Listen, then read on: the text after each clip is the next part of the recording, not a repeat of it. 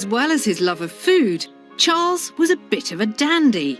He was fashion conscious and liked to look his best from head to toe. It's not that well known that he was the first to make the three-piece suit fashionable.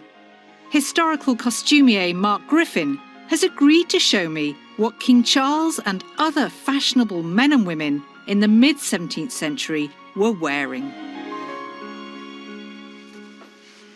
So, Mark, Your Majesty, looking resplendent already today. Can you talk me through what the King is wearing? Hi, Tracy. Yes.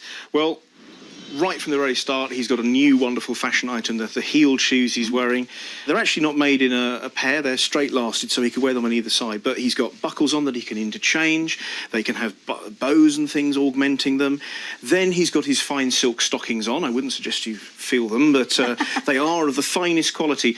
Then we have, moving on to his breeches, which are made of velvet, probably from Italy, maybe Venetian, so very, very expensive. I mean, his breeches alone are worth more than most people will earn in their lifetime, so very, very expensive.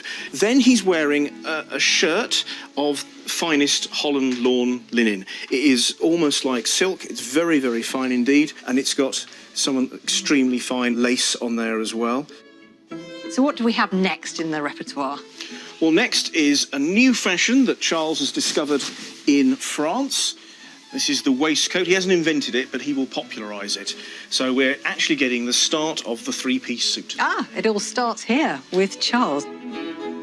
Charles loved clothing and he loved extravagance. And one of the things which he was said to have invented was the English waistcoat, which surprisingly was very plain, but he ornamented himself in other ways. It was very important that he be seen to be wearing these very sumptuous, luxurious things and fabrics because the clothes portrayed power. This was all part of the theatre of the age. You know, he saw London as one sort of giant stage on which he must kind of appear and perform. And, you know, if he'd looked scruffy or if he hadn't cut a fine figure, then that would have blemished his power somewhat. So he was the first kind of dandyish king in many ways. Well, now we come to the pièce de la résistance. This is the next thing I'm going to put on. Nice long coat, again in velvet, and we're starting to decorate with even more bows. There's silk here, there's ribbons, there's gold foil, there are little tiny metallic foil sequins, everything showing him off as the centre of power. And imagine how it would have caught the light. You know, these palaces are all candle-lit, there's lots of kind of gold thread, silver there. It must have just sparkled.